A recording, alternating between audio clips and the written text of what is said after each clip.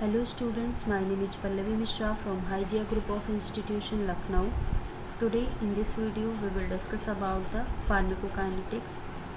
इसमें हम स्टडी करेंगे बायोअवेलेबिलिटी एंड डिस्ट्रीब्यूशन की। बायोअवेलेबिलिटी क्या होता है? बायोअवेलेबिलिटी जो होता है केवल हम ओरल ड्रग के लिए इसको अप्लाई करते हैं। पॉइंट वाइज इसको हम देख लेते हैं। A concept for oral administration. जो बायोअवेलेबिलिटी होता है वो केवल ओरल ड्रग के लिए अप्लाई किया जाता है। नेक्स्ट पॉइंट है the rate and extent of absorption of a drug from a dosage form as determined by its concentration time curve in blood और by its excretion in urine.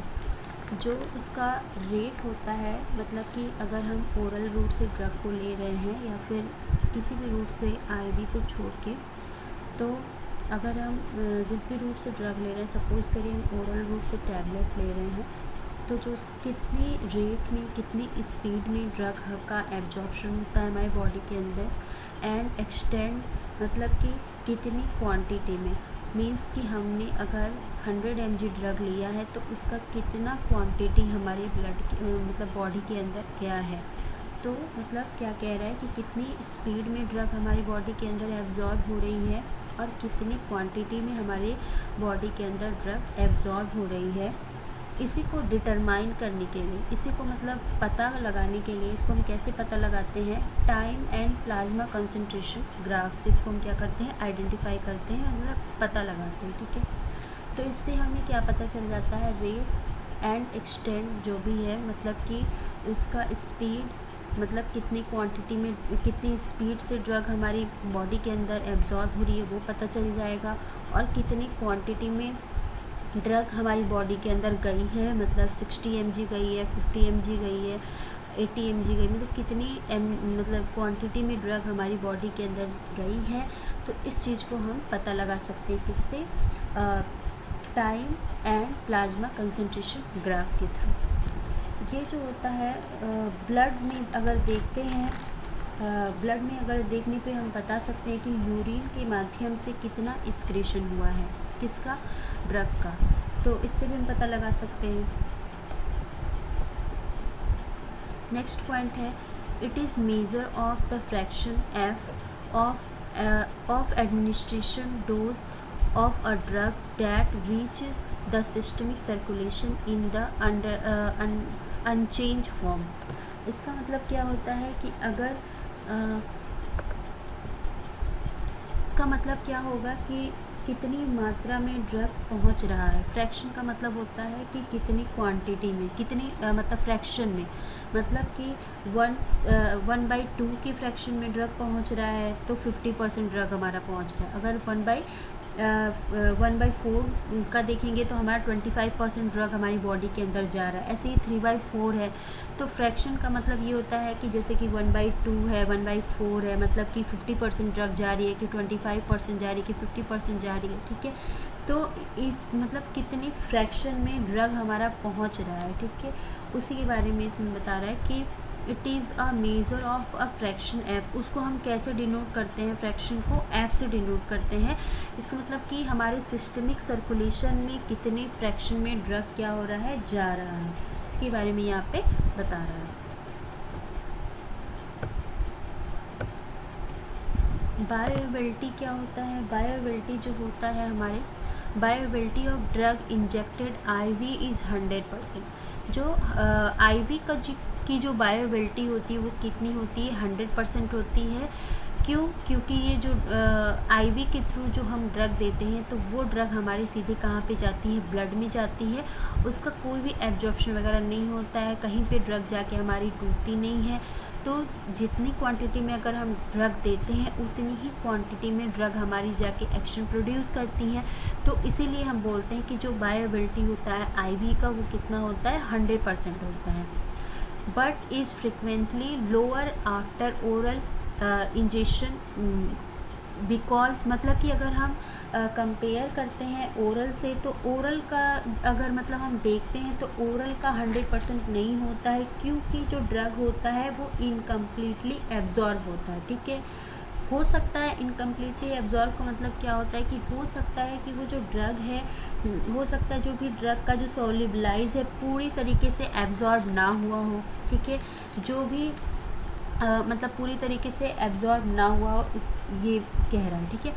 तो जैसे कि यहाँ पे हमने बताया था कि इसको हम कैसे पता लगाते हैं, यहाँ पे बायोअवेलेबिलिटी कैसे हम पता लगाते हैं। तो यहाँ पे ये ग्राफ है प्लाज्मा जो हमारी ग्राफ है किस पे बनी है, टाइम एंड प्लाज्मा कंसंट्रेशन पे हम इससे रेट और एक्सटेंट पता कर सकते हैं ड्रग का। ये जो हमारा ABC है ये हमारी ड्रग है, तो इससे हमें पता चल जा रहा है कि कितने रेट में और कितनी क्वांटिटी में ड्रग हमारी बॉडी के अंदर एब्जॉर्ब हुई है।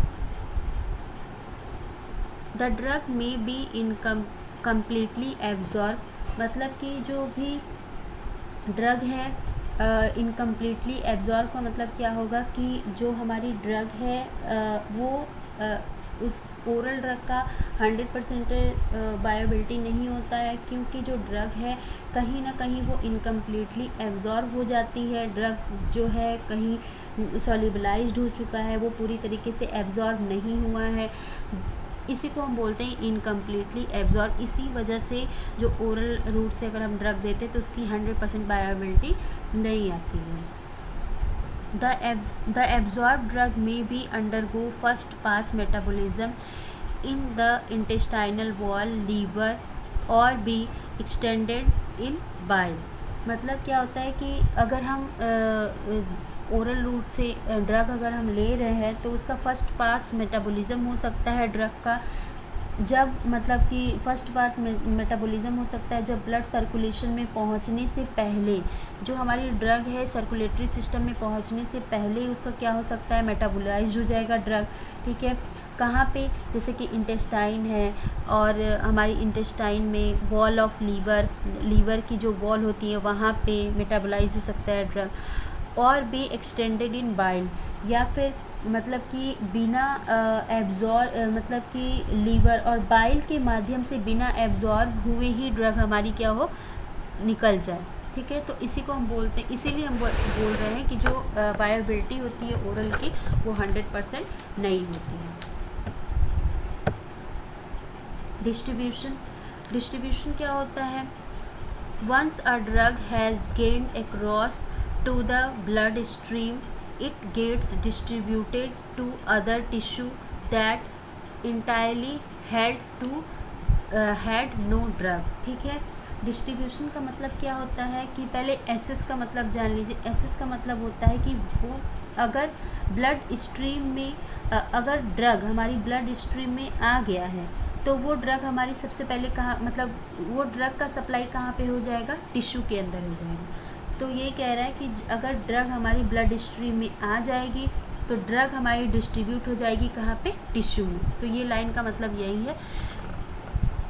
नेक्स्ट पॉइंट है the extent and pattern of distribution of drug depend on it's, जो भी क्वांटिटी, जो ड्रग की जो क्वांटिटी एंड मतलब क्या पैटर्न है ड्रग हमारी, मतलब एक्सटेंट का मतलब यहाँ पे होगा कि कितनी क्वांटिटी है ड्रग की, एंड पैटर्न का मतलब यहाँ पे हो जाएगा कि मतलब कहाँ कहाँ पे ड्रग, मतलब कहाँ कहाँ पे वो डिपेंड करेगा कितनी उसकी लिपिड, मतलब कहाँ कहाँ पे ड्रग हमारा जाके कहाँ कहाँ पे ड्रग हमारा जा रहा है, कहाँ कहाँ पे डिपेंड करेगा, वो इसके बारे में कह रहा है, ठीक है। तो इसमें है फर्स्ट हमारा लिपिड सॉल्युबिलिटी। तो हम ये देखेंगे कि ड्रग की हमारी कितनी लिपिड सॉल्युबिलिटी है, ड्रग हमारा कितना लिपिड सॉल्युबल ड्रग है। तो इसमें हम सबसे पहले ये जानते हैं कितना ड्रग हमारा आयोनाइज्ड है, मतलब कि कितना वो जो ड्रग है वो उसके आयन में कितने चेंजेस हो रहे हैं, ठीक है। उसके मतलब आयन्स में कितना वो आयोनाइज्ड हो रहा है, कितना वो चेंज हो रहा है, ये भी हम चेक कर सकते, मतलब पता लगाते हैं इसमें। नेक्स्ट है extend of binding to plasma and tissue protein, ठीक है। मतलब जो ब्लड है हमारा प्लाज्मा प्रोटीन से बाइंड कर रहा है तो वो टिश्यू तक ज़्यादा बाइंड नहीं करेगा, ठीक है। अगर ऐसी ड्रग जो हमारी क्या करेंगी, ब्लड में जाने के बाद, जैसे कि ड्रग है अगर वो ब्लड में जा रही है तो ब्लड में ही हमारा क्या पाया जाता है, प्लाज्मा प्रोटीन पाया जाता है।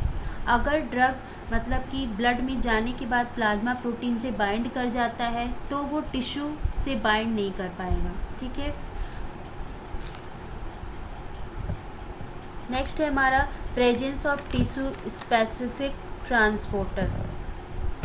Presence of tissue specific transporter मतलब कि इससे पहले ये बता दे रहे हैं कि जो extend of binding to plasma and tissue protein में क्या होगा कि मैंने ये बताया कि अगर ब्लड के अंदर हमारा प्लाज्मा प्रोटीन है तो अगर जो हमारी ड्रग है वो टिश्यू में जाने से पहले ही अगर प्लाज्मा प्रोटीन से बाइंड कर जाती हैं तो जो ड्रग का डिस्ट्रीब्यूशन है यहाँ पे वो क्या होगा, बहुत ही स्लो होगा।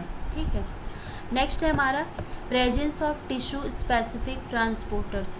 अगर जो टिश्यू है अगर उसके पास किसी प्रकार का ट्रांसपोर्टर है, जैसे कि हम अभी पिछले टॉपिक में आपको ट्रांसपोर्टर्स बताए थे। ठीक है, तो अगर जो टिश्यू है, टिश्यू के पास किसी भी प्रकार का एनी टाइप्स का ट्रांसपोर्टर अगर है उसके पास, तो उसके पास जो भी ट्रांसपोर्टर होंगे वो ड्रग को क्या करेंगे, एब्जॉर्ब होने में हेल्प करेंगे। तो वही कह रहा है difference in regional blood flow.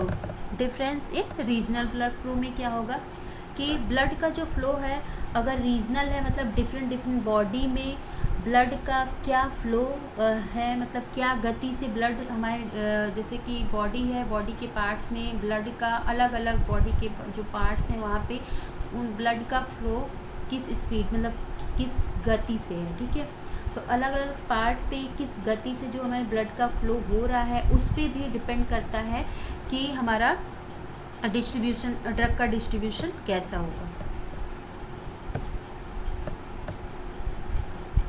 Next है हमारा apparent volume of distribution. Apparent volume of distribution होता क्या है, इसमें क्या होता है कि सपोज़ करिए कि अगर हम यहाँ पे ये बता रहा है कि जैसे कि सपोज़ करते हैं सबसे पहले कि अगर हम 100 mg यहाँ पे मतलब कि यहाँ पे जैसे 1000 mg ड्रग है, डायग्राम से हम समझते हैं कि अगर हम 1000 mg ड्रग है ये हमारा कि जैसे 1000 mg ड्रग है तो उसका जो ड्रग में प्लाज्मा कंसंट्रेशन होगा वो कितना आया है यहाँ पे 50 mg पर लीटर। ठीक है, जब हम 1000 जो ड्रग है हमारी 1000 mg ड्रग है उसको अगर हम डिवाइड करेंगे 50 से तो हमको कितना मिलेगा, कितने कितना मिलेगा, 20 लीटर्स मिलेगा यहाँ पे। ठीक है, तो वो जो 20 लीटर है वो अपरेंट वॉल्यूम ऑफ डिस्ट्रीब्यूशन।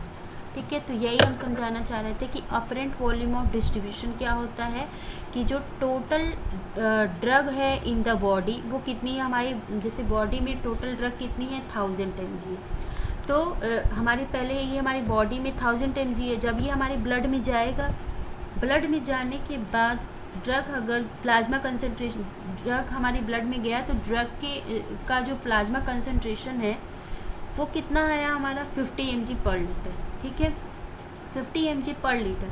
तो जब हम 1000 को 50 से डिवाइड करेंगे तो हमको क्या मिलेगा 20 लीटर, जो यहाँ पे आपको दे रखा है 20 लीटर। तो वही कह रहा है कि जो 20 लीटर है वो उस लीटर है उसी को हम अपरेंट वॉल्यूम ऑफ डिस्ट्रीब्यूशन कहते हैं। मतलब ये बताता है अपरेंट वॉल्यूम ऑफ डिस्ट्रीब्यूशन ये जो हमारा मिला है ये बताता है अगर plasma concentration plasma drug concentration है उतना टोटल ड्रग को अगर हम बॉडी फ्लूइड में एब्जॉर्ब कराना हो तो हमें कितना वॉल्यूम चाहिए।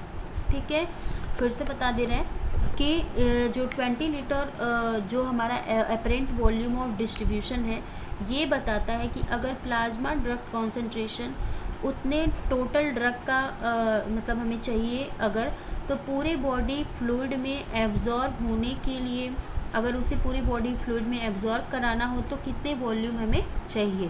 ठीक है, वॉल्यूम ऑफ डिस्ट्रीब्यूशन से ये पता चलता है कि जो ड्रग है वो कितने प्लाज्मा प्रोटीन बाउंड हो रहा है। मतलब ठीक है कि मतलब अगर वॉल्यूम ऑफ डिस्ट्रीब्यूशन पता करना है तो जो ड्रग है वो कितना प्रोटीन कितना प्लाज्मा प्रोटीन से बाउंड हो रहा है, तो इससे हमें वॉल्यूम ऑफ डिस्ट्रीब्यूशन पता चल जाता है। इफ़ एनी ड्रग मतलब अगर हम देखें कि मतलब अगर ऐसी कोई भी ड्रग जिसका मतलब यहाँ पे पॉइंट वाइज देख लेते हैं। Volume that accommodate all drug in the body if the concentration throughout was same in plasma। वही बताया था जो मैंने अभी बताया है। इसमें क्या होता है कि V से वॉल्यूम को डिनोट करते हैं, dose administered plasma drug concentration, ठीक है। तो इसको हम डायग्राम से आपको समझाती हैं। तो इसमें फिर से एक बार बता दें कि अगर if any drug highly bind plasma protein, अगर ऐसी कोई ड्रग है जो बहुत ज़्यादा हाईली बाइंड होती है प्लाज्मा प्रोटीन से, तो उसका जो कंसंट्रेशन होता है ब्लड प्लाज्मा का वो कम होगा। अगर जैसे कि कोई ड्रग हाईली बाइंड होता है प्लाज्मा प्रोटीन से, तो उसका जो कंसंट्रेशन ऑफ ब्लड होता है वो प्लाज्मा का क्या होगा, कम होगा। वॉल्यूम ऑफ डिस्ट्रीब्यूशन क्या होगा, वहाँ पे ज़्यादा आएगा।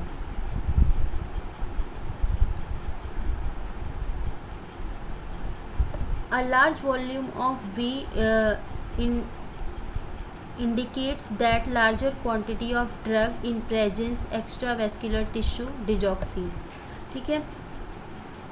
तो इसमें जैसे बता रहा है कि जो लार्ज वॉल्यूम ऑफ ड्रग होती हैं, जो हमारी लार्ज वॉल्यूम ऑफ डिस्ट्रीब्यूशन से हमें ये पता चल रहा था कि लार्ज वॉल्यूम जो होती है हमारी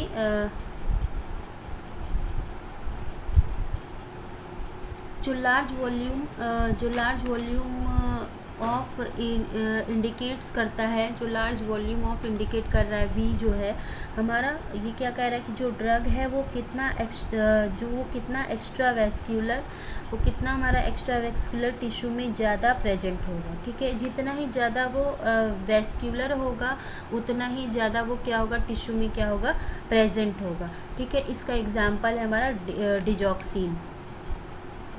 फिर डायग्राम को फिर से एक बार देख लीजिए। तो डायग्राम जो है, टोटल जो drug in the body 1000 mg जो हमारा यहाँ पे दे रखा है, ड्रग जो है टोटल हमारा बॉडी में कितना है, 1000 mg है। ब्लड में जब वो जा रहा है तो उसका प्लाज्मा कंसंट्रेशन चेक किया जाता है, तो ये पता चलता है कि वो वहाँ पे कितना पहुँचा है, हमारा 50 mg पर लीटर है। तो एपरेंट वॉल्यूम जो होगा वो 50 mg पर लीटर होगा। जो हमारा एपरेंट वॉल्यूम होगा वो क्या होगा, 50 mg पर लीटर होगा। तो एपरेंट वॉल्यूम ऑफ डिस्ट्रीब्यूशन से ये कहता है कि अगर 50 mg पर लीटर के हिसाब से जो 1000 mg हमारा है, तो उसको कितना वॉल्यूम चाहिए। फिर से एक बार बता दे रहे हैं कि जो डायग्राम से फिर से समझा दे रहे हैं कि जो total drug in the body है हमारा कितना है, हमारा यहाँ पे 1000 mg है। ब्लड में जब प्लाज्मा कॉन्सेंट्रेशन चेक किया जाता है तो पता चलता है कि ड्रग हमारी वहाँ पे कितनी पहुँचती है, 50 mg पर लीटर। तो एपरेंट वॉल्यूम जो होता है, एपरेंट वॉल्यूम ऑफ डिस्ट्रीब्यूशन जो है 50 mg पर लीटर है यहाँ पे। तो एपरेंट वॉल्यूम ऑफ डिस्ट्रीब्यूशन ये कहता है कि अगर 50 mg पर लीटर के हिसाब से जो 1000 mg हमारा है, तो उसके हिसाब से मतलब उसको कितना वॉल्यूम और चाहिए, ठीक है। तो V = हमारा होगा 1000/50, तो कितना निकलेगा हमारा 20 लीटर। तो हमें कितना चाहिए, 20 लीटर चाहिए इसके हिसाब से।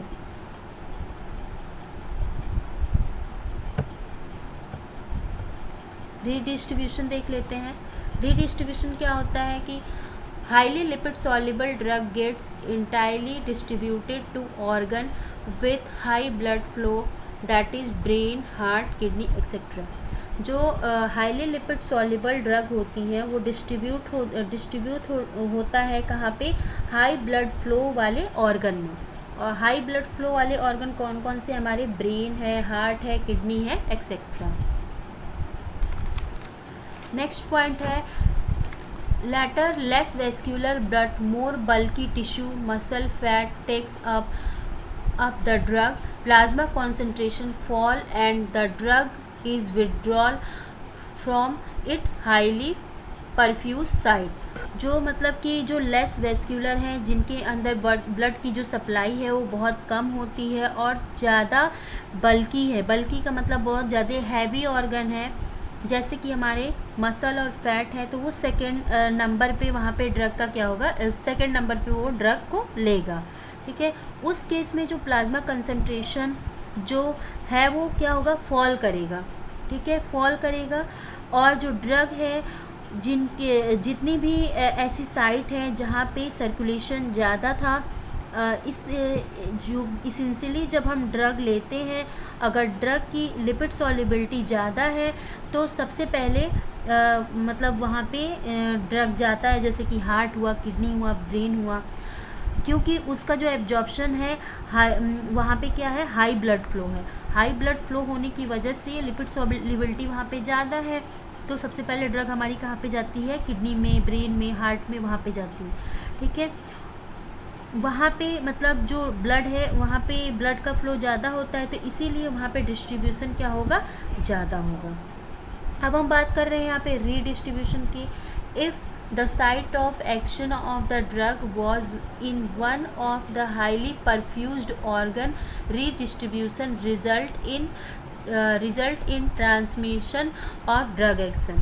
अगर मतलब रीडिस्ट्रीब्यूशन मतलब क्या होता है कि रीडिस्ट्रीब्यूशन मतलब कि ऐसे साइट पे, जैसे कि हमारा हार्ट है, ब्रेन है, ये सब जो है ब्लड फ्लो यहाँ पे क्या होता है, ज़्यादा होता है, जहाँ पे ज़्यादा एब्जॉर्प्शन हो रहा है। ठीक है, कहाँ पे ज़्यादा एब्जॉर्प्शन होता है, हमारे हार्ट पे, ब्रेन में, ये सब जगह पे हमारा ब्लड फ्लो ज़्यादा होता है, तो इसकी वजह से एब्जॉर्प्शन हमारा ज़्यादा हो रहा है।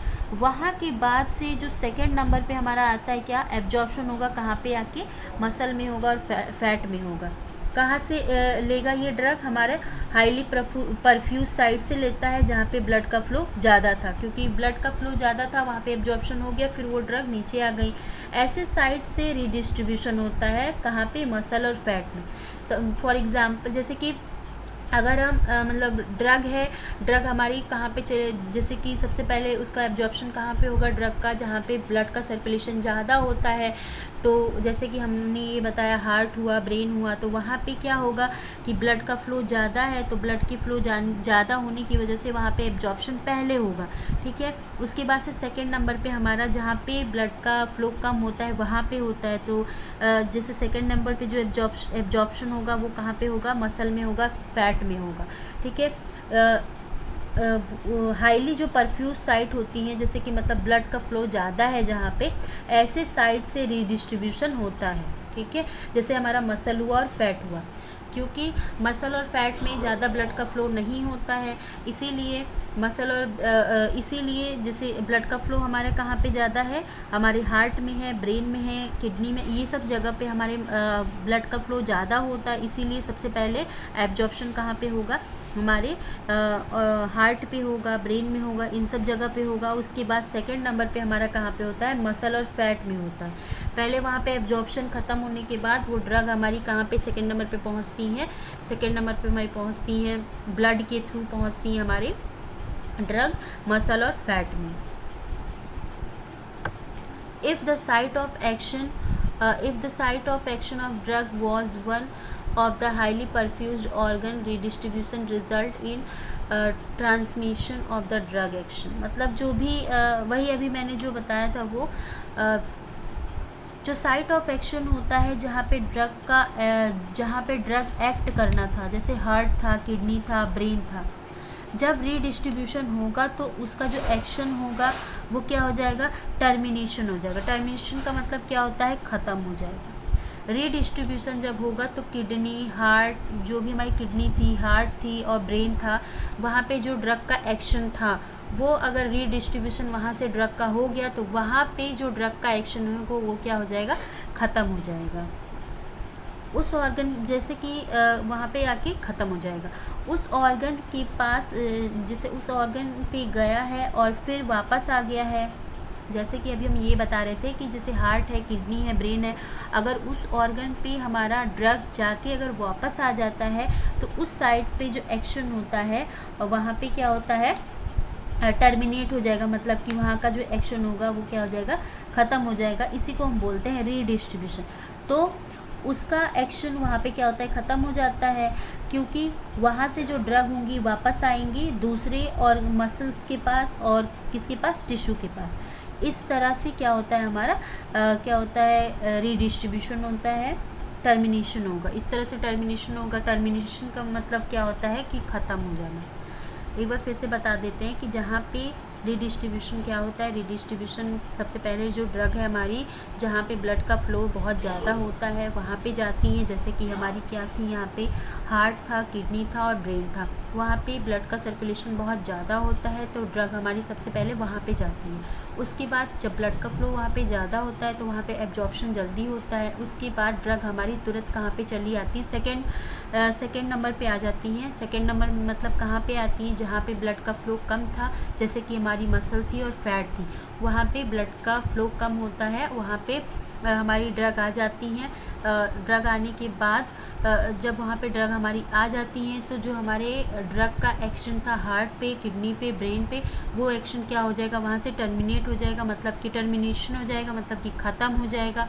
और वो ड्रग हमारी कहाँ पे चली आएंगी? मसल और फैट में चली आएंगी। यही कह रहा है। सेकेंड पॉइंट है greater the lipid solubility of drug faster is it redistribution. अगर ग्रेटर जितना ज़्यादा लिपिड सॉल्युबल होगा ड्रग, उतना ही उसका क्या होता है? रीडिस्ट्रीब्यूशन क्या होगा? फास्ट होगा। अगर लिपिड सॉल्युबल ड्रग मतलब ज़्यादा लिपिड सॉल्युबल ड्रग होगा तो उसका जो रीडिस्ट्रीब्यूशन होता है वो क्या होता है? फास्टर होता है ड्रग का। Anaesthetic action of thiopentone short injection IV is terminated in few minutes due to redistribution। जो मतलब कि जैसे कि यहाँ पे है, यहाँ पे थायोपेंटोन जो है हमारा, ये क्या है? हमारा एनेस्थेटिक है। ये जो एनेस्थेटिक है इसका जो एक्शन होता है वो केवल 5 मिनट के लिए होता है, 5 मिनट्स के लिए होता है। क्यों? क्योंकि जो वहाँ जैसे कि अगर इसे थायोपेंटोन को, ये जो हमारा एनेस्थेटिक, अगर उसको ब्रेन में हम क्या करना है? एक्ट करना है, तो वहाँ पे ब्रेन के पास बहुत ज़्यादा क्या होगा? हमारे ब्लड का सर्कुलेशन हो, ब्लड का फ्लो ज़्यादा होगा। तो वो जो थायोपेंटोन जो हमारी ड्रग है वो वहाँ पे ब्लड का फ्लो ज़्यादा है, तो वहाँ पे वो जैसे ही एक्शन प्रोड्यूस करती है तो 5 ही मिनट के बाद उसका एक्शन क्या होता है? ख़त्म हो जाता है। क्योंकि वहाँ पे ब्लड का फ्लो ज़्यादा है, तो वो तुरंत ड्रग एब्जॉर्ब होने के बाद वो क्या हो जाती है?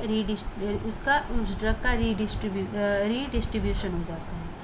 ठीक है, तो वही कह रहा है कि जो हमारी हमारी एनेस्थेटिक है थायोपेंटेनॉन, इसका एक्शन 5 मिनट के लिए रहता है, में ही उसका जो मतलब 5 मिनट में ही उसका असर ख़त्म हो जाता है। इसका मतलब ये है कि थायोपेंटोन जो है उस इंजेक्शन लेते हैं उसको अगर हम, तो ब्रेन में एक्शन करने के बाद ब्रेन को एक्ट करेगा जहाँ पे ब्लड का फ्लो ज़्यादा होगा, वो तुरंत ही मसल और फैट में आ जाएगा। जैसे कि मतलब 5 ही मिनट में जो उसका एक्शन है ब्रेन में वो क्या हो जाएगा? ख़त्म हो जाएगा। तो इसी को हम बोलते हैं रीडिस्ट्रीब्यूशन।